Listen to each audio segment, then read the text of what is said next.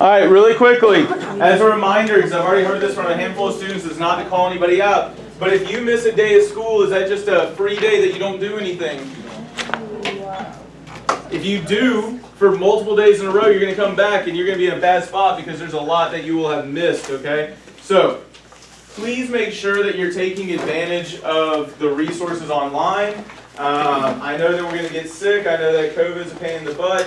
But especially when I have 3/4 or more of my students, I can't do nothing, right? So, make sure you're taking advantage of the resources. Where am I posting the slides and the resources for class every day? Schoology. Where am I posting videos that you can watch for what you're missing? YouTube. Keep that in mind. All right.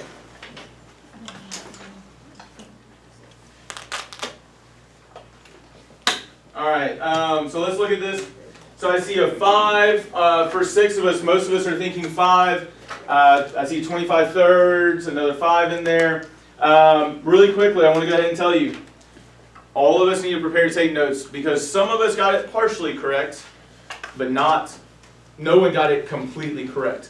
Now, I want to point out something important I heard Anthony saying. Anthony, you knew you got the answer wrong. How? Because more people got 5. No, before that, how did you know you got it wrong? Like when you were working on the calculator, before I collected it, how did you know you got it wrong? I plugged it in the calculator. What do you mean? Explain that some more. I did 3 times 2 over 5, 25 over 3 in parentheses, and then 2 square root, and then minus 5, 15, equals 6. And so when you type that into the calculator, what did you see? False. False. So don't forget, I should not have to tell you that it's going to be an integer because you can check your answers. If you type this into the calculator, it's going to say false. And one of the errors that I saw or heard a lot of y'all making was this. Is this 3 being squared? No. What's the only thing being squared? X. X.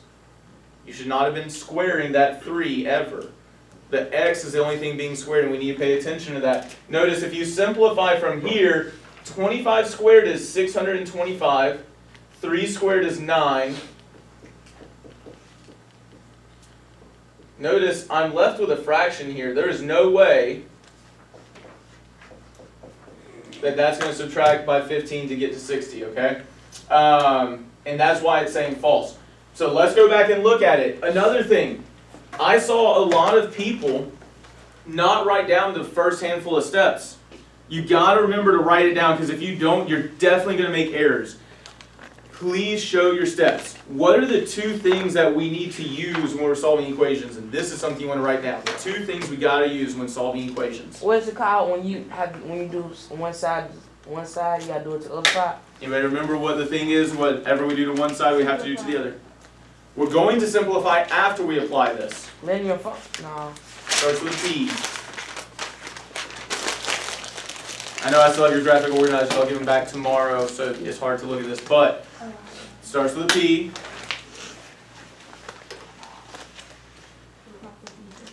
Say it louder. Properties of inequalities?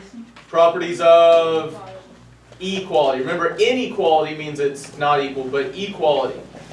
That's the idea of whatever you do to one side, you have to do to the other. But how do you know what to do to both sides?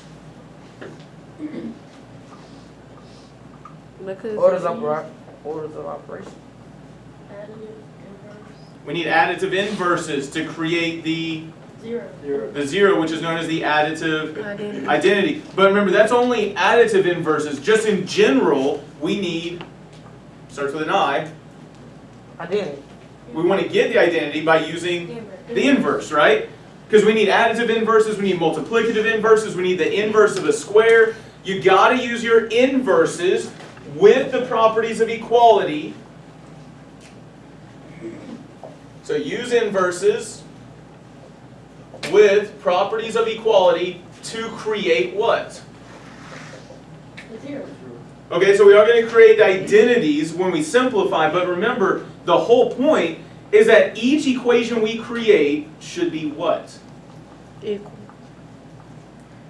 Sounded like someone said equal. Is that what you said? Yeah. Not equal. Equivalent. Equivalent. There we go.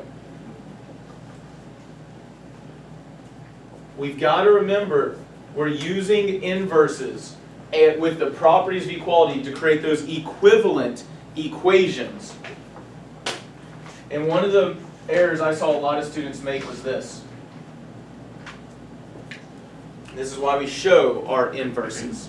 What if I? Anybody have a guess what happened? Minus 15? They subtracted 15 on both sides, right? Which I get that, but I want you to look at it. If I show my work, it's harder to make this mistake. Is negative 15 minus 15 that additive identity of what? What was the additive identity? 0. Thank you. There we go. We're trying to create that 0. Is negative 15 minus 15 0? No. So what should I have done? Add 15. Those are some of the basics. Negative 15 plus 15 is? 75. No, negative 15 plus 15. Zero. That's 0. My bad. And on the right hand side I get 75. 75. Now we've already addressed this. Some of us were making our errors here. Are we supposed to square? No. Or square the 3, I should say. No, you just divide by 3. Divide by 3. Is there another way to show the division by 3? This is one of those that we were talking about last Thursday and Friday pretty heavily. Square root? Not yet. I think it's like 1 over 3. So reword that. 1 divided by 1 3. divided by 3. Right, so remember, because the whole thing is that 1 divided by 3 is known as the, what's the name for that? The reciprocal, which is the, which inverse? Multiplicative.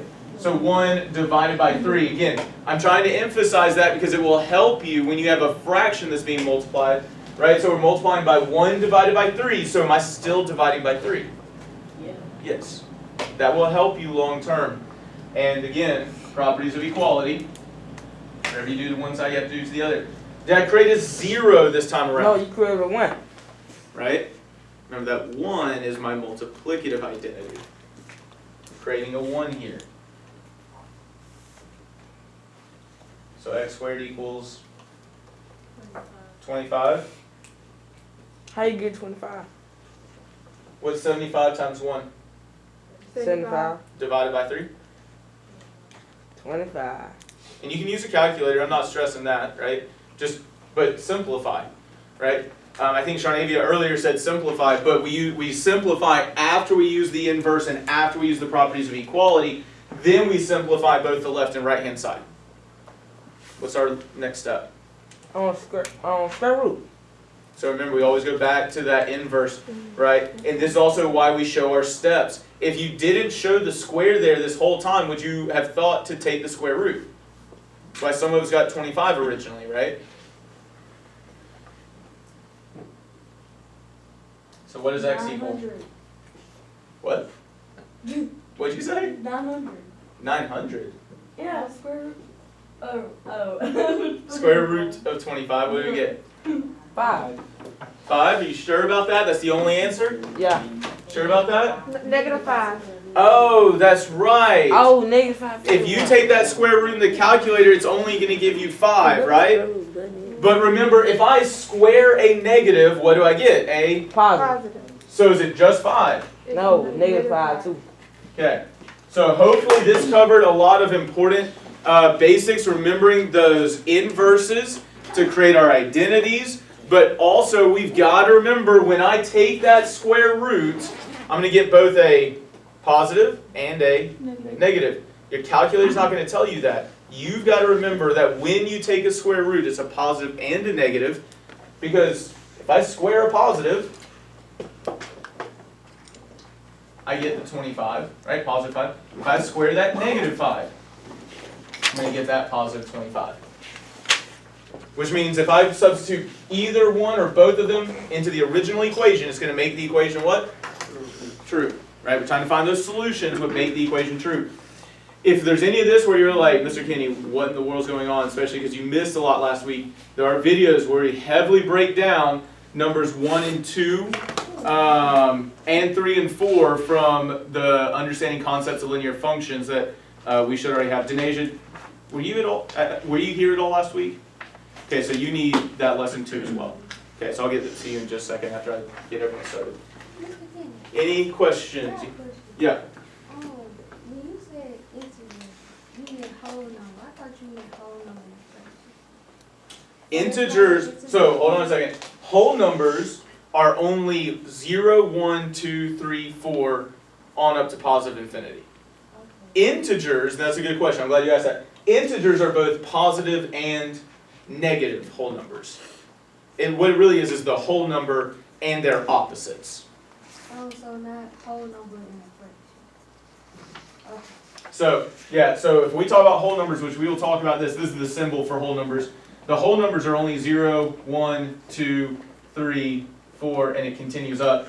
If we talk about integers, and that's the symbol for integers, we still have 0, 1, 2, 3, and 4, and it keeps going up. But we also have all of their opposites, which remember that just means that they're the opposite sign. Does that make sense? So, good question, I'm glad you said that. But yeah, an integer is positive or negative versions of whole numbers. If you have a fraction, what that's called is a rational number. Okay. Yeah. So if there's a fraction involved, that's a rational number. We will get into those more heavily in the future. Any other questions before I continue? Going once? Going twice? Sold. We'll get some more practice with this as we continue, but do be aware, I haven't created it yet, but we will have to have some kind of understanding check, not just these quick formative assessments, a true understanding check in the future, but we will have a problem like this. Since we're struggling with it, we're going to have a couple problems like this throughout the week. And I'll explain more about how we're going to get some more practice in. So, especially for those of us who missed last week, as a quick reminder, what is math? Math is The study of patterns and relationships. Study of patterns and relationships. Remember, that's what makes math much less scary. I know some of us are coming into this class scared about math because it could be tough. But if we approach it as the study of patterns and relationships, it becomes much easier to access because then all that math becomes is creating a language to be able to represent that and explain that and things like that, right? So, that is what math is. So what, by the way, we're mathematicians in this classroom. What do mathematicians do with those patterns and relationships? Notice? Describe and generalize. That's why we need to develop our language and our understanding of these things and get better with them. We're going to look at objectives. I hope I did objectives. I think I did. We're going to wrap up lesson 1 before we start lesson 2. And I'll get that out to you later. There we go. So, same objectives as what we had before, right? We need to identify linear functions no matter the representation given. We covered that very heavily with number 5 last Friday. If you were not here, we covered a lot of important details for that number 5. I think it's about 20 minutes worth of video where we wrap up number 5. I would go and watch that video and take those notes because that will help you moving forward. Today, y'all are in small groups of 3 and 4. Talk with the people who were here last Friday so they can help you out, and we'll get to it. Number 2, translating among mathematical representations. What do I mean by mathematical representations? How can I represent mathematical ideas? Graphs, equations, pictures. What else? Words. What else? There's one more. Missing a basic one, an important one. It's the representation you were given on number 5. Formulas would fall under equations. Tables, there we go, right? So, please don't forget, right? There's 5 different major ways that we will represent mathematical ideas. Those tables, those graphs, equations, what else am I missing? Verbal, so using words and pictures. One quick reminder, when we say equations, you can also have expressions, you can also have inequalities. All of those would be grouped together as algebraic, right? We are studying algebra. So we're going to use graphs, we're going to use tables, we're going to use these other representations to help us understand how to create those algebraic representations better. So, if you were gone Friday, quick show of hands, who doesn't have the understanding concepts of linear functions at all? You should have done this last Thursday if you were here last Thursday. You weren't here Thursday or Friday? Oh, we can work on that. There you go. Yeah.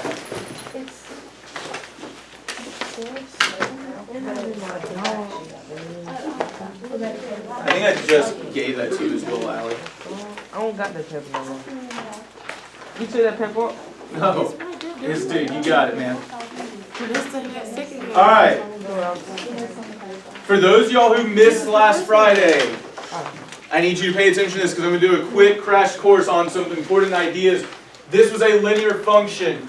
What about the table told us it was a linear function? +3. The +3, which, what were you saying? What was the pattern though? Yes, it was +3. Okay, so +3 in the y, right? My dependent, and +1 in the independent. And so we saw that all the way through, but y'all are missing it. Go back to the basics. What makes something linear? A true mathematical statement. Say it one more time. Repeated addition. Remember, what makes a concept linear is the blank rate of change. What kind of rate of change? And not just additive, a constant additive. See how I'm repeatedly adding the same amount every time? That we will get to functions even this unit where we are repeatedly adding, but it may not be constant, right? What is that constant additive rate of change called? There's a name for it. We should have notes on it. You said the who? The constant additive rate of change. What is that called? Slope. Say it louder. Slope. Slope. That constant additive rate of change is called our slope. And what symbol do we use for that? M. Right? So don't forget, hopefully you have someone within your group to talk with as you work through these problems. If not, please let me or Miss Courtney know, and we'll be there ASAP to help you. But that is important. That is fundamental.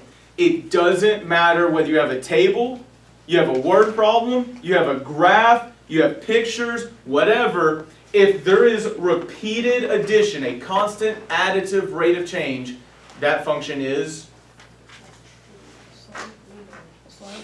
the constant additive rate of change is called slope, but the function is linear, right? So if it has a constant additive rate of change, that is called slope, but it is a linear function.